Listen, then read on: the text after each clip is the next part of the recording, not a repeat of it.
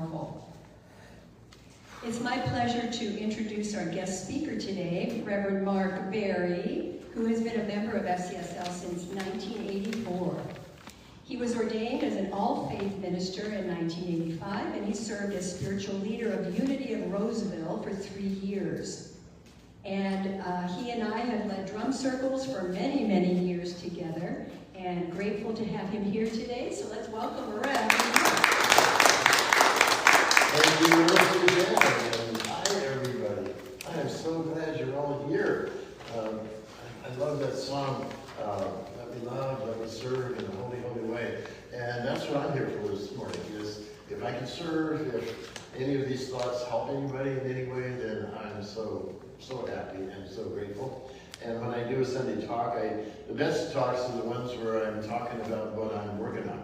And that's what we're going to do today in a talk called Release the Rest. I had the pleasure of meeting Matthew Fox. Those of you who've been around for a while, you've heard of Matthew Fox. He wrote lots of books. And when I met him, he'd written about 40-some books. And now I think he's probably written closer to 50. Yes. Rex, if you can take any reverb or echo off, I think it'd be more clear. So, when I met Matthew, I talked about how prolific he was, writing all these 40-some books. And he said, Mark, I don't write a book because I know stuff. I write a book because I want to learn stuff. And while I'm doing the research on stuff, I might as well write it down, share it with other people. So that's what I do. And, well, before I start that part, I want to mention that, I don't know about you, but when I'm through with this life, I call this the earth suit, the physical body. When I'm through with this earth suit, I've decided to have it cremated because I figure that's my last shot at having a smoking hot body, right? I don't know about that. And when I was young and I was growing up with my parents, they tried to be real positive. They tried to say, like, when you grow up, you can be anybody you want to be. You can just, the sky's the lit. You can be anybody you want to be. And then eventually I did grow up. And then I found out that identity theft is a crime. So, what are you going to do? Well, releasing the rest, of course, has to do with forgiveness and letting go. And I know that we've all done forgiveness, haven't we? And letting go, haven't we? I think that as we learn and grow, it's kind of like a spiral, kind of like an ice cream cone. It's like when we were in our family of origin. Sometimes we didn't get everything the way we wanted. Sometimes we had to learn about, disappointment and patience, and forgiveness sometimes. And then when we got up and went to grammar school, then it was interaction with other kids. Other kids can be mean sometimes, can't they, with their teasing and stuff. So at that level, we learned about forgiveness and coping. And then, there was high school and then college age. And it seems to me like as we grow and mature, the circle broadens. We learn more. We have more life experience. So my ice cream cone keeps getting bigger. But I keep running around, there's forgiveness again. Now at this level, I've been betrayed, I was ripped off, I was robbed. It seems like my ice cream cone, the spiral of growth, keeps getting bigger, and I keep running into this, whatever issue in my life that I'm working on, I keep running into it again, only now, even more so than last time. So that's what we're going to talk about, is where we are today. There's a story I want to share with you to start off with, and it's a story about these 2 points of light. Way out there, somewhere in the universe, there's these 2 points of light. And one of these points of light is going to become you. It already is you, except you're physical. It's everything else, spirit, mind. And however that happens with God or with karma or however those things happen, you decide you're going to come down here to Earth and take an Earth suit. Like, here we are. And there's another point of light that loves you so much. Your bestest friend in the whole universe. And that other point of light says to you, why would you want to do that now? You go down there, those people, they're still shooting, they're still killing each other. And groups of them get together to kill each other with lethal weapons, and they call it war. Why would you want to go there? They're polluting the very water they have to drink. They're polluting the very air they have to breathe. Why? Well, the only answer that I can think of is to learn about forgiveness, right? Finally, once and for all, to learn this wonderful lesson. Well, that other point of light that loves you so much says to themselves, you know what? If that beloved precious being is going to go down there to learn about forgiveness, I'm going to go down there. I'm going to take a human form. And I'm going to push their last button like you can't believe to give them, to really help this beloved person with, the ultimate thing, to get over with, to get that over and done with. Now, I can't prove that that's true, that story. But when I think about someone who I feel betrayed, or I feel robbed, or taken advantage of, or mistreated, when I think about that person as that other point of light, here, I'll help you with that lesson. Boy, it takes a whole lot of stuff off of me, and it really helps me cope and forgive in a wonderful way. We must have boundaries. It's a part of our survival instinct, and boundaries are necessary, and boundaries are good. And I learned a different way to look at that and deal with that as I was moving along. When my parents, my birth family that I was raised in, they just happened to be really skeptical and really suspicious people. They were suspicious of everybody, and they were skeptical about everything. So it was real clear, my role model. And I grew up just like that, high school, at the end of high school age, and I realized I was lonely. I was not happy. And I thought to myself, I had one of those mirror moments when I was about 17. I thought, well, if I was looking for a friend, you'd be the last one I wanted. There's nothing genuine about you. There's nothing honest about you. And so I had that cathartic moment in my life, and I realized, I don't want to be like my parents. I don't want to be sad and lonely and skeptical and suspicious. I don't want to live the rest of my life the way they did, both of them. And I decided, no, I'd rather be open, I'd rather be friendly, I'd rather interact with people, I'd rather get to know people and let them get to know me, which there's an aspect of being vulnerable when you do that. And I decided there and then when I was 17 that I'd rather be open and vulnerable and enjoy life and enjoy love and enjoy friendships as much as possible than to be like my parents were. So when you're like we are, I know you're like that too, when you're like we are, and you go through life open and friendly and altruistic and giving and loving, sometimes we're going to get hurt. Sometimes my expectations of other people are really unmet. How dare you be rude to me like that? How dare you speak? How dare you treat me like that? How dare you rob me? How dare you steal that from me, scam me, or whatever is going on? But now that I know I've made that conscious choice to be open and friendly and vulnerable so that I can share love with people, now when that sting comes along and somebody behaves not like I expected them to behave, but they behave like themselves, and what used to hurt, what used to sting, doesn't hurt near as much anymore. Doesn't sting near as much anymore. That's okay. I chose this. I'm glad I chose this. It's working for me. Being open and loving and compassionate is a huge asset. I hope you will remember that you are that, and I hope you don't have to, close in and shut down like the parents did, because it cuts us off from so much love and so much interaction with good people. Another thing I discovered is they are just being them. Those people who have, well, let's look at the word betray for just a moment. I have felt betrayed in my life, and I have allowed that to hurt me deeply. In fact, I've said, in my journal, I said that I've had loved ones die, I've had family members die, I've had close friends die, I've been to their funerals, and I've also felt betrayed. And the betrayal hurts more and the abandonment of the ultimate abandonment of death.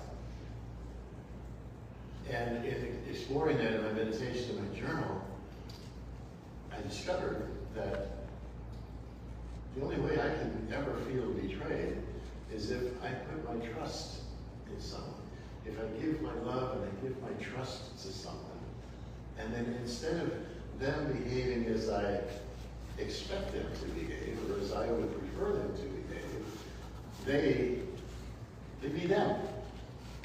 They're not the person that I might expect them to be. They're not behaving the way I might expect them to. Sometimes people are ignorant of other people around them. Sometimes people are rude. I don't know if it's intentional or accidental. When I realized, at the time, okay, so I realized my expectations lead to my disappointment. The direct line right there. Realized it. Okay, so I'm going to just go through life without any expectations. Tried that, didn't work. I expected somebody to be here this morning. I expected my car to be there when I got up. We just have expectations. There just are in life. That's part of it. So I had to back up a step. So I can't live without expectations. So what do I do when my expectations are unmet? That's where I can be a choice. That's where I can be a power. When I have an expectation, like you and I are going to meet for lunch at a certain place at a certain time, and something happens that the other person doesn't show up. I had an expectation. Now I'm feeling disappointed. Excuse me, I'm not feeling disappointed yet. Now I have an expectation. My expectation is unmet for whatever reason. Now, what do I do with that? Do I let myself go to disappointment? Do I let myself go to anger and resentment and revenge thoughts? And do I do that? I've done that. I've done that earlier in my life, especially in my drinking days. But I don't have to do that anymore. Now I can have an expectation. And, I go there for a certain reason and the business is closed or the door is locked or whatever. What do I do with my expectation that is unmet? That's where I can catch myself. That's where I can nip it in the bud, so to speak. And accept. That's where I can apply acceptance that, you know what, the door's locked. It's just the way it is. And go on about my day and make other plans. Come back another time, whatever. And don't have to let it ruin my day. And if that other person doesn't show up, or they don't show up how I would expect to want them to show up, celebrating and helpful and all that, it's just how it is right now. And I get to accept that's just how it is. They're being themselves. They're being who they are being. So when I used to think of people being rude and inconsiderate and grabbing that parking place or cutting in line or whatever it was, they used to push my buttons. I now am able to say, almost all times, that that's just them being them. I'm being me and they're being them, and we're not alike. We're different. People are different ones. Wouldn't it be boring if we were all exactly the same? Nobody wants that. So another thing that I've discovered is that if I'm feeling anger, resentment, thoughts like that, anger, resentment, revenge, if I coulda, woulda, shoulda. Any of those times I'm living over here in the past. Okay? If I'm feeling worry, nervous, anxious, any of those kind of thoughts, I'm living over here in the future. So when I'm feeling those thoughts, or when I'm feeling those thoughts, I have the option. I can take a breath, come back into this present moment. In this present moment, there's nothing to fear. In this present moment, there's nothing to worry about. In this present moment, you've all heard me here now. You've all heard from, if you've ever heard Eckhart Tolle, that's what he teaches, is be here now. And it is very, very powerful. When I find myself off center, off kilter, if I find myself slipping from bliss, take a moment to be in this moment. And that has really helped me. So what we want to do is forgive everyone, and all my teachers have said this, priests and monks and everybody, all my teachers say, very simple. Just forgive everyone, everything, all the time. And these are the tools I use to get back to this place where I can forgive everyone, everything, all the time. Everybody that I've given this information as a seminar or workshop, taught it many, many times over the decades, and the people that come to work on this stuff, every single one that I've met, you might be the exception, please tell me afterwards if you are, but every single person that I've ever worked with, and that's hundreds on this topic, they have all said something to the effect that, oh, you know, I've done my forgiveness work. You know, I've been doing that, I've been clearing stuff, I've been forgiving, been letting go, been releasing, except for that one unforgivable thing, that one unforgivable person, that one act. Or, I just had one last week, I was talking to a lady about what I was going to talk about today, and she said, oh, I've done it. I've forgiven everybody, everything, except myself. Everybody has an except that one that's, you know, still going around in their skin, that one that's unforgivable. Or myself. Forgiving myself for being open and vulnerable and trusting her. The mistakes that I've made, God, you know, we all make mistakes, we're human beings. So that's what this is about this morning. It is about releasing the rest. Finally, agreeing with myself that it's okay. You know what? It's okay to actually finally forgive myself for all the ways that I've caused myself pain with my expectations and all the other ways. That is a blessing. That is a gift for happiness, peace. There's a lot more love in my life. There's a lot more happiness in my life doing this stuff. One of the things to remember is that one person, that one circumstance, that one that's just the worst one, that's just completely unforgivable, that one, remember the point of life? That's your beloved teacher. That one is your beloved teacher since you came here to learn about forgiveness. And it really helps me. I hope it helps you. And if you would, my Steve and I came here today, but we need to rush off to another thing that's happening already that we're going to be late for. So if you want to talk to me about any of this stuff, Reverend Suzanne has my number, and I would love to talk with you individually on the phone or in person. If anybody has any tips for me, you know, to help me at this part of my journey, or anything you want to talk about. I'd like to finish with a poem that most of you have heard, but I just think it is so perfect for today in the world, and today in this sacred place and in this talk. This poem is it's reported to have been found when Mother Teresa passed away. This was supposedly found on the wall of her office. It doesn't have a source, it's the content. People are often unreasonable, illogical, and self-centered. Forgive them anyway. If you are kind, people may accuse you of selfish, ulterior motives. Be kind anyway. If you are successful, you will win some false friends and some true enemies. Succeed anyway. If you are honest and frank, people may cheat you. Be honest and frank anyway. What you spend years building, someone could destroy overnight. Build anyway. If you find serenity and happiness, they may be jealous. Be happy anyway. The good you do today, people will often forget tomorrow. Do good anyway. Give the world the best you have, and it may never be enough.